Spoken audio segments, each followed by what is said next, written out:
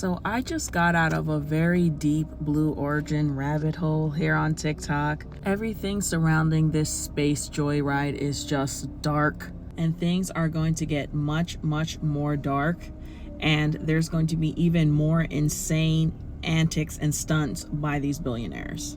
I mean, look at the logo. The logo is very creepy, and you know, obviously it's designed with a lot of symbolism that is explained in this graphic.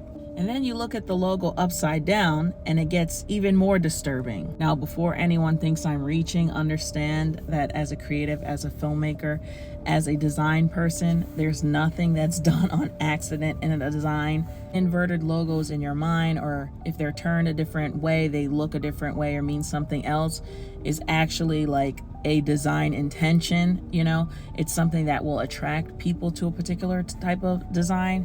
Think the FedEx sign with the arrow that points, you know, like it's going somewhere. And the fact that the logo, the rocket on the logo looks nothing like the rocket that they actually rode into space, which I feel like the shape, everything should tell you everything you need to know about Jeff Bezos, Elon Musk, and the rest of these people. I don't know if anybody else was instantly pissed off when they saw her do this shit in the camera. I know in her heart she was like, oh, this is about to go viral. I'm gonna just hold a little flower into the camera and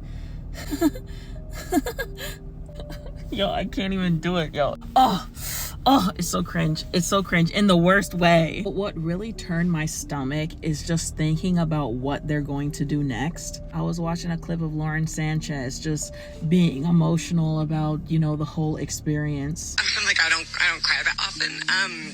So I didn't expect to be this emotional, but it's also all the love that was in that capsule and all the heart and the feelings and all the things, and like seeing Jeff before I left, I just went, you know, I had to come back. I mean, we're getting married. If I didn't come back, that would be a bummer for me. Only you, by the way, would say this to me. You said, Jeff, if you don't want to marry me, you don't have to send me to space. Like, you can see on her face, like, yeah, this would be really bad if I died because I just hit a lick. I'm about to marry Jeff Bezos, one of the richest men in the world. I need to enjoy the spoils, the power, the money. I need to enjoy that. This person left a comment that really got my brain turning. Jets and mega yachts are outdated. Billionaires now play in space to tell us how poor we are. And I comment to them, it will never be enough for them. They are probably working on a way to die and come back. I feel like that comment is so true. Like, it will never be enough for them. It's not enough that they have 7 or 8 $10 million yachts or $100 million houses, 15 of them all over the world in every country that they could want to visit, with pools, jacuzzis. You know, they could get a massage any time of the day. They could get a meal any time of the day. They could be flown across the world at any time they want. They could afford any type of health care that they want. They could do some other very dark things. There was this rock star one time, I remember talking about how he went to this very dark party, you know, some eyes wide shut type shit, and they were shooting a real life snuff film. Something very bad was happening to someone who was on a stage, and they were filming it, and everyone was sitting around watching, and some people participating. These people have the opportunity to fulfill all of their darkest fantasies, and it's still not enough. Kind of also like people like Diddy, people like R. Kelly, people like Hugh Hefner. When you hear about stories about their escapades, how just having, you know, women who are around them and want them is just not enough. Like, then it starts to veer over into women who don't want them, and it starts to veer into women who are younger and younger, to teens, to kids, you know, in R. Kelly's case. Like, it's just never enough. Or like Hugh Hefner, how it veered into animals, you know, like it's just never enough to satisfy that. They just have to go further and further. So I'm just thinking, like, what are they gonna do next? They can buy the presidency, they can buy the government, they can have anything they want. Like, it's just never enough. Like the story of like King Midas, or like the goose that laid the golden egg. Like, it's just not ever enough.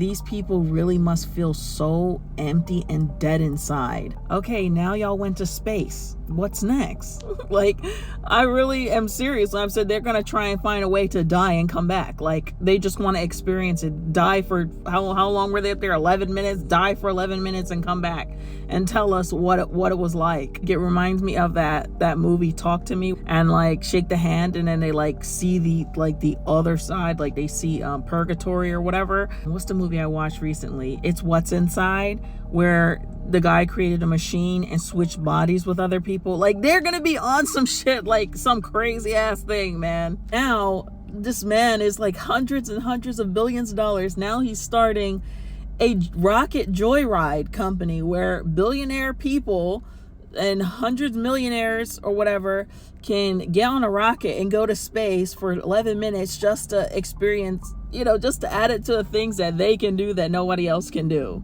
Like, this place is sick, man. This place is actually sick and disgusting. Don't you ever let anyone tell you, oh, you're depressed, you're anxious, you're this or that. You know, like, it's the world that is making people sick in the head, man. Like, this, you're not sick. This world is sick. There's literally no difference between this and the Ocean Gate Titan submarine that imploded when it went to see the Titanic.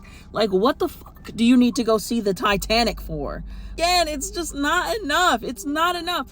They could have easily gotten on a submarine, you know, and seen some fishes. Like, they even have ones that like regular people could do, you know, for like $80 or $100 or something like that. Like, but no, it's just never enough. They have to like separate themselves somehow to like make it seem like they're better than other people, or they've done things that other people haven't done, and will pay billions of dollars to do it. It's fucking weird, man. That situation, just like King Midas, or just like the man with the golden goose who cut it open to get all the gold eggs out, and then there was no freaking eggs in there, and then he don't even have a goose no more.